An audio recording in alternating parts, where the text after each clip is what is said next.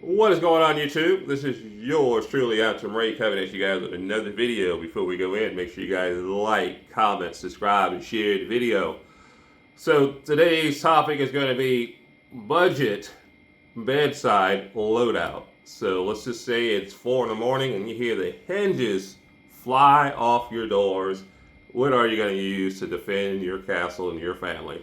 All right, so I'm going to tell you what mine are. You want to go down in the comments.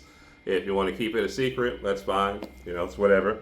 All right, but let's get into it. In my opinion, every home defense loadout should have at least a pistol and a long gun, at least. And I'll just give you my reason. So I'll start with my pistol, and this is going to be a CZ P10F. This is going to be chambered in 9mm. It's a full-size pistol. I think these retail at right around between what, 400. Let's say $350 to $400, which is very reasonable. This gun has aggressive texturing on the slide, so it's easy to get a grip on it. But I've had this gun for over 5 years. It's very reliable. Again, it has a capacity of 18 plus 1. That's a lot of lead to keep someone off of you. But you want to have a good handgun, something that's reliable. I've put many rounds through this gun, so I have no doubt that it will go bang when the time has arrived. And also, I have a TLR on here, my Streamlight, because you want to have a weapons light on any serious weapon that you're going to be using for home defense, because you want to be able to identify your target. You don't want to be just shooting in the dark.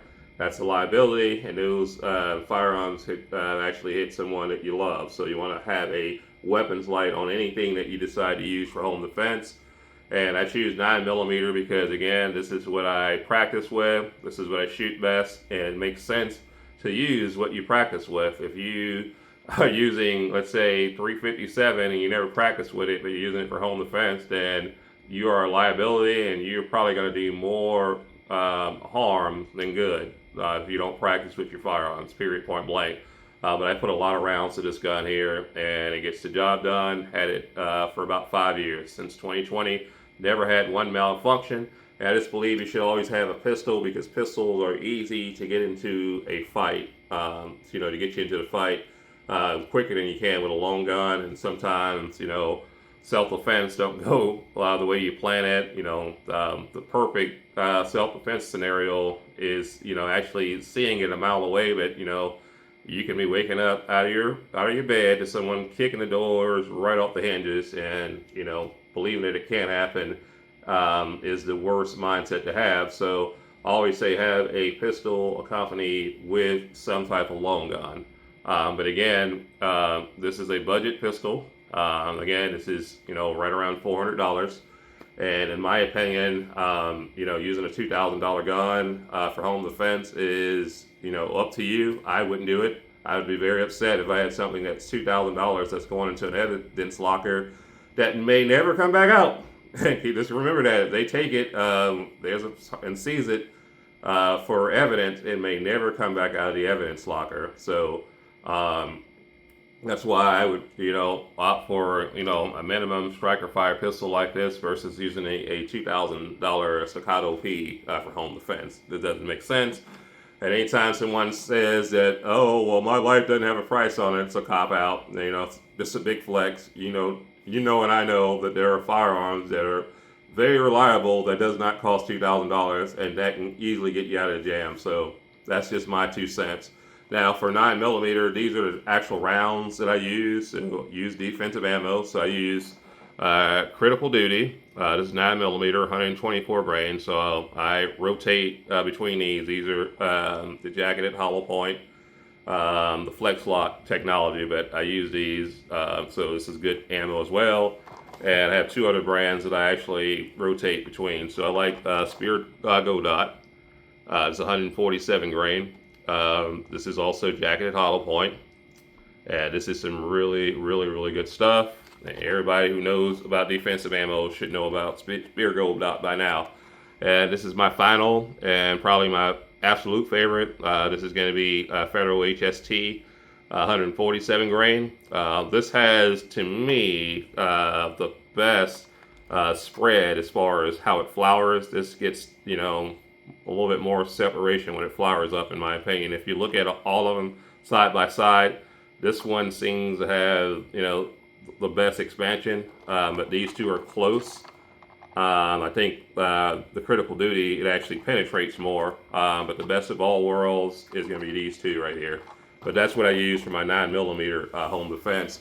So let's get into my long gun, and there is no doubt there's going to be a shotgun. And this is going to be the Mossberg Maverick 88. And this is going to be chambered in 12 gauge. And the reason I use this is because, again, this is very, very, very inexpensive. You know, again, why would I use a $2,000 gun for home defense when I can use something that costs $250 that is uber reliable? I'm going to repeat that, uber reliable. This is very, very reliable. And anyone that knows about 12 gauge, it's just my platform of choice. I don't want to get too deep into it, but it's because of the ballistics. One trigger pull can end the threat. And I did put a weapons light on here. I actually changed my weapons light because I had a cheap Amazon light on there, and I took that off and went ahead and put a real light on here, stream light, because for home defense, you just want to make sure that all your gear is top notch, in my opinion, or at least medium notch, not bottom notch, if that makes sense. But yeah, 12 gauge is my comfort zone. The recoil doesn't bother me. I've shot many rounds to this firearm. I've shot many rounds of 12 gauge. I have a lot of practice. I understand push-pull technique, so I would be, you know, not lost with having an actual 12 gauge for home defense. It's a 20-inch barrel, but I don't personally plan on clearing any rooms. I'm, you know, more of a stay and wait. You come to me because I'm not going to be looking for anyone because I don't have any small children or anything like that, so I will not have to worry about clearing a room. But this right here will get the job done. And I know people say, well, it's only 7 rounds. 7 rounds of buckshot will actually do away with multiple intruders. Multiple. So if you see about 5 guys on your ring camera and this is all that you have, don't feel like you're undergunned. Because you're going to have the advantage anyway, because you're the one that's actually going to be springing the ambush, you know, not them.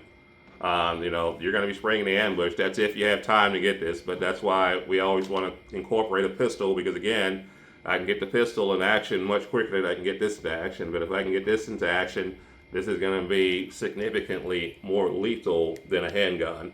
But yeah, I love shotguns. AR-15s are good too. I do recommend that you, if you don't suppress your firearms, make sure you have at least some ear pros on your actual nightstand. I'm not sure if you're going to have the wherewithal to pick them up in, you know, a pinch, because these situations happen in seconds. So you got to be ready in seconds. But let's talk about the ammo that I use for 12 gauge. And these are going to be the ones that I use. So this is going to be Federal Flight Control. This is double lock buckshot, 9 pellets. It's going to be low recoil. Let's say 1145 feet per second. So it's going to be lower recoil.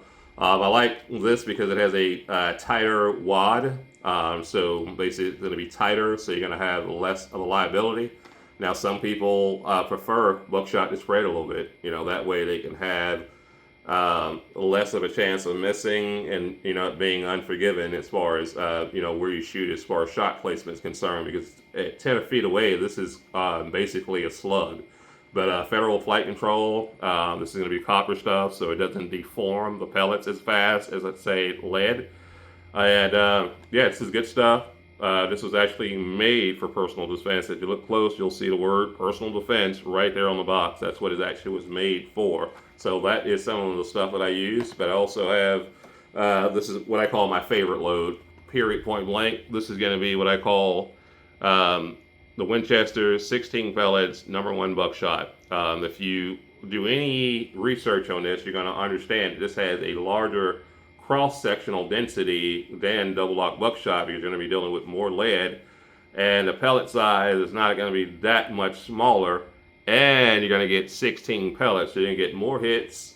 You're going to get less of the penetration, so you're not going to have to worry about, you know, as much over penetration as, let's say, double lock buckshot. And it's going to be stronger than #1 buckshot. In my opinion, this is the sweet spot between double lock buckshot and number 4 buckshot. You know, no, number 4 buckshot is on the weaker end, but it still will obliterate any threat. Both of these loads will basically obliterate any threat. And yeah, that's basically what I'm running with, man. I'm running with a 9mm pistol and a 12 gauge shotgun. And when you total this all up together, you're talking, let's say, $600, $700 total for home defense. I'd say that's pretty good.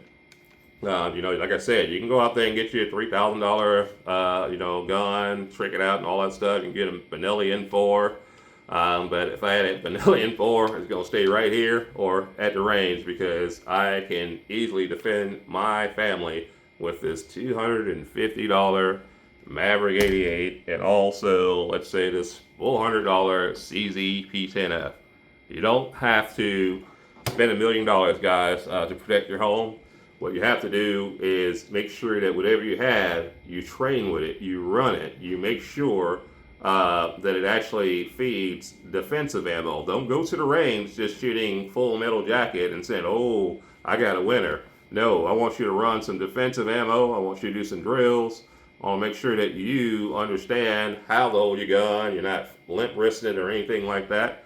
I want you, if you're using a shotgun, you're using an AR-15, I want you to do drills with it, because you want to have that retention, because with that retention, you're going to become less of a liability, and you're going to be, you know, more of a person of need in that situation. If it ever comes down to, you know, defending your family, you're not going to be a liability. You're actually going to be someone that actually has value. That's what I was trying to say. You know, you want to bring value to any situation, and you bring that value by actually having training, retention, and yeah, that's pretty much all I have, man. Again, whatever you use, make sure you practice with it. So if you're using 40 for home defense, you practice with that 40. If you're using 45 ACP, you practice with that 40. But don't say, hey, I carry this and I practice with this, but I'm using, you know, a 50 AE for home defense, and you don't have any rounds down range. That is a recipe for disaster, folks. But that's pretty much all I have, guys. I don't want to talk your heads off. Just wanted to make a quick video about my,